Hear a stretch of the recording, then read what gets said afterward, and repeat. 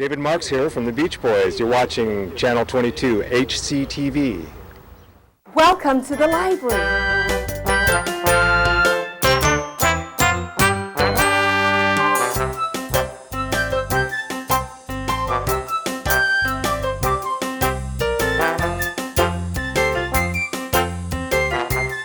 Let's go see a show.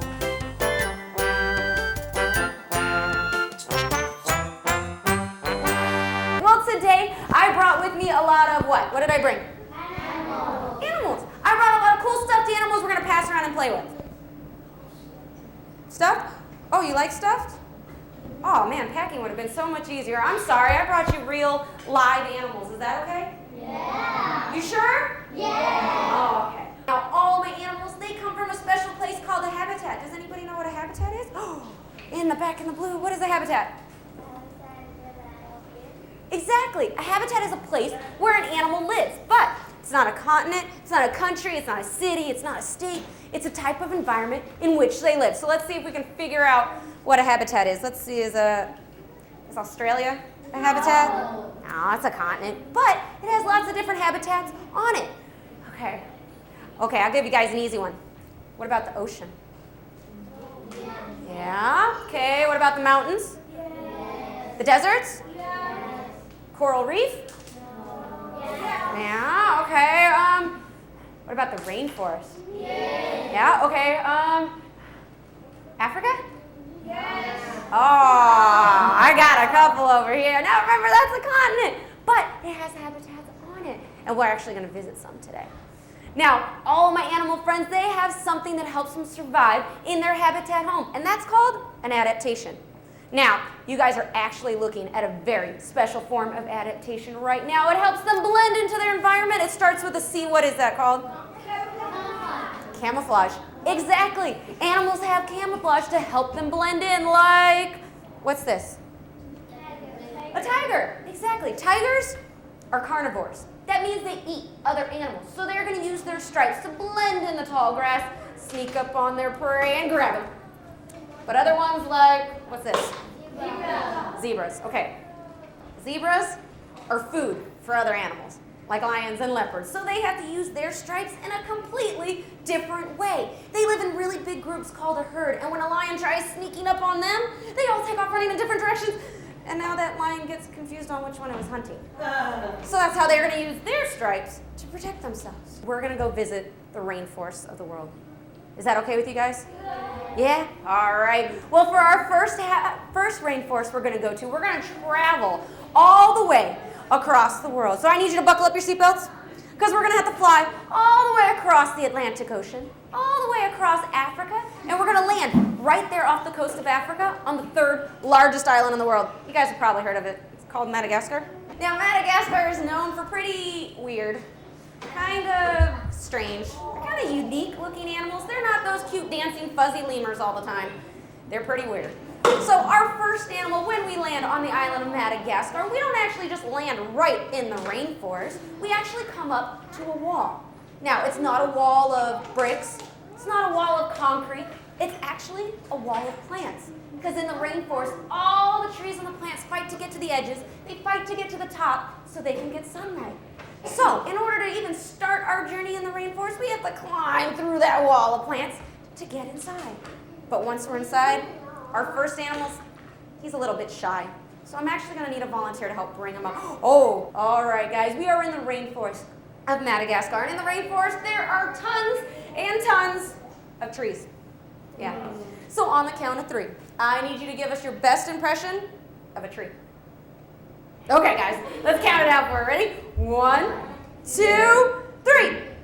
Oh, she remembered they have branches. All right, perfect. Do we like her branches here, though?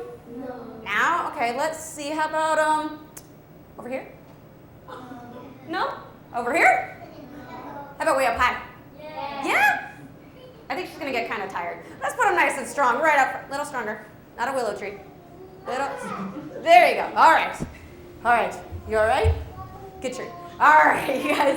I'm going to get out our first animal, and it is the most important animal in the entire rainforest. I want you guys to picture in your mind what you think that might be. I'm going to get them out, but before I do, we need to ask our volunteer. Do you know the most important rule about being a tree? No. Okay, trees can't turn around. Yeah, they look that way. They don't look this way. Just that way. Perfect. Okay, guys, I'm going to get it out. The most important animal in the rainforest. Picture in your mind. Let's see if this is what you came up with. Our tree is not moving. Perfect tree. All right.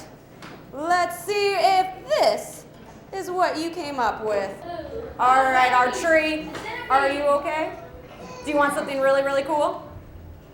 Maybe? Okay. That wasn't very convincing, but we'll try. Every lovely lady deserves a lovely bracelet. Now it's just going to tickle you. Are you sure you're okay? Okay. It's just going to tickle. It tickles? No? You're not going to drop them? You don't know. We're just going to go like this then. All right, you guys, I heard some guesses. One of them is very, very venomous. That means they have fangs, will inject toxins into you, make you very sick. Would I do that to you? No. I wouldn't hold that either. That would be a centipede. Centipedes are venomous. That means they have those fangs and will inject toxins and make you sick. This guy, he's just a giant African millipede, and he's only poisonous. Yeah, but you know what, guys? Poisonous means something too. That means the only way that you can get sick is if you were to eat him. Are you going to eat him? No. Now, that's good. Same, good for you and good for this little guy. But that's one of his adaptations to protect himself. Now, obviously it doesn't work for the one that got eaten. But if you're a monkey in the rainforest and you eat one of these guys, you get very sick to your tummy, and you're going to remember, I am never, ever touching millipede again. So that's how it actually helps protect the species. So, hold on. He really likes you. We're going to get him to stay still. Stay. He doesn't know this one very well. All right, you guys. Remember we said he is the most important animal in the entire rainforest. And that's because this little guy has a job. Did you guys know animals have jobs? Yeah. Yeah? All right, let's figure out what he is. Is he a fireman? No. Is he a policeman? Yes. Let's see. Is he a librarian? No. You know what, guys? This little guy has the very important job of recycling. How many of you guys recycle at home? Bottles and cans and paper? Ooh, I like seeing all these hands. Good job, you guys. Go ahead and put your hands down. Now, obviously he doesn't recycle bottles and cans. If he could do that, he really would be an awesome millipede. But he recycles something that we have a lot of in the rainforest. Remember, there are tons and tons of trees, like our volunteer here. They're covered in big, fluffy leaves, and eventually those leaves fall down to the ground. So this guy goes around and eats, and eats, and eats all of those big, fluffy leaves, and eventually, he's gonna poop. Yeah. You guys read the book, You Eat, You Poop, right? It's a good one, you should check it out, it's really nice. All right, guys, but that's him doing his job. He changes those big, fluffy leaves, he condenses them down into fertilizer to feed the trees. So is that an important job? Yeah. Yeah, we like having trees. They provide food, they provide shelter, and they provide oxygen, not only for all the animals in the rainforest, but also for us. Now I'm going to adjust him again because he really likes you. We're going to try it on this arm. How about that? Okay, stay again. Like I said, he doesn't know this trick very well. He makes a bracelet. He does. Now, this guy, I've actually trained him to do a trick. Would you guys like to see his trick? Yeah. Yeah? Okay. Now, the way he can do this trick is actually in perfect unison with our other millipede. I know, I gave her the easy one, I said, right? No. No? Okay. All right, guys. On the count of 3, you guys want to watch really, really carefully because it's going to go really, really fast. On the count of 3, these guys are going to do backflips. Yeah, took a lot of training, okay? You ready? Help me count it out. 1, 2, 3. Guys, they're millipedes. They can't do backflips. No, but they can hold on upside down. The reason why is because on every single foot, I glued Velcro. It took forever. Now, they have little hooks on the bottom of their feet so they can hold on upside down. That's what's tickling you so much, and what's tickling me right now is those little hooks. In the rainforest, there are lots of animals that call trees home. And you know what? Oh, I think we need to check and see if there's anything else living on our tree. Let's turn around. Do you want to know what it is? Do you want it just to hang out there? No, okay, we'll get it on. All right, turn around, and that one was on your back.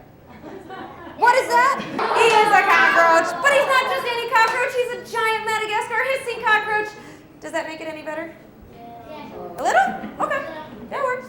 All right. Now, do you want to give him a nice little touch? Good. Kind of weird, kind of hard? Yeah, you want to know why, guys? The reason why he's so hard? Where's your skeleton, on the inside or the outside? Inside. You know what? His is on the outside. He has an exoskeleton, so we were just touching his skeleton right now. The reason why he has it on the outside, because if he was to fall from not too far up, he'd actually be okay, but I don't think on tile. I think that would work very well. Now, before I let our volunteer go back, let me just get the other one we had on your back. I think it went in your shirt. Sorry. No, I'm just kidding. It was just this one. Everybody give her a round of applause. Go ahead, Nellie. Very good. Now, you guys were right. He is a cockroach, but like I said, he's not just any cockroach. He's what's known as a giant Madagascar hissing cockroach. So, we need to figure out how this guy protects himself. Does he have any pinchers? No.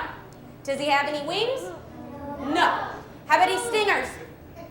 No. I'll give you guys a hint. He's called a giant Madagascar hissing cockroach. What does he do? He hisses. Now, this little guy can hiss almost as loud as a cat. Yeah, that's kind of impressive. Now imagine you're a monkey in the rainforest, you spot this guy, the first thing you're gonna think, lunch. You go and you grab him and he hisses almost as loud as a cat. What are you gonna do? Drop him. Yeah, that's a big noise coming out of a little bug. That's kind of scary. You go and you drop him, but remember, he's got that exoskeleton, so if it's not from too far up, he'll be okay. Now, this guy has a very special way of hissing. Do you guys want to figure that out? Okay. Now, everybody hiss for me real quick. Okay. Now, he doesn't hiss through his mouth like we just did. He actually has holes all along the sides of his body. Those are called spiracles. He'll take in air, push them through those holes right there, and that will make that hissing noise. So it's a little different than how we do. Remember we talked about animals having jobs. This guy also has a job in the rainforest. Now, it's kind of similar to our millipede friends. He also recycles, but he doesn't just recycle the leaves. This guy recycles everything in the rainforest. And when I say everything, I mean even the dead things. Yeah. Now, it sounds really gross, but it's really, really important because you know what? If there were lots of dead things laying around in the rainforest, we'd have a lot of bacteria, lots of viruses, lots of diseases that can make all the other animals very sick. So this guy goes around and cleans up the rainforest so all the animals have a safe environment to live in. He's what we like to call the garbage man of the rainforest. So that's why he's really important to have in his habitat. Now, before I let this guy go back, how many of you guys want to hear a gross fact about cockroaches? Oh, it happens every time. Okay. How many of you have heard that cockroaches can live without their heads? Yeah, that's true. 7 to 10 days, that's right. You know why? Because their brain isn't located at the top of their head like ours. It runs all down their spine. So they can still move around and function. The only reason they die is they don't have a mouth to take in food and water, so they starve to death. Now, here's another fact that I think everybody should know about cockroaches. Now, if you see a cockroach, and that includes the ones we have here, you don't want to step on it. The reason why is because when you step on a cockroach, it releases this smell. It's called a pheromone. It tells all the other cockroaches in the area, one of us died, breed and make more. Yeah, so if you step on one, you're going to have tons more later. So, wish I would have known that growing up. All right, guys, we're going to let this little guy go back. Everybody give him a kiss. You kissed a cockroach. That's gross. Don't do that. I know, you good listeners. I'm sorry, but that's gross. Ugh. All right, guys, are we ready for a different animal? Yeah! All right, for this animal, we're going to leave Madagascar now, and this time we're going to actually head to the world's largest rainforest in the world. Now, this rainforest is so large, in fact, that scientists still discover new bugs, new plants, new animals almost every day. You guys have probably heard of it. It's called the Amazon? Yeah. Yeah? Okay. Now, while we go around in the Amazon, you know what? I hear something. From way, way up high, up in the emergent layer. That's the layer that grows up and above the canopy layer. I hear screaming. And it sounds like a whole bunch of them. Now, I'm going to get him out. Let's see if you guys know what he is. He's my friend. His name is Willie. There.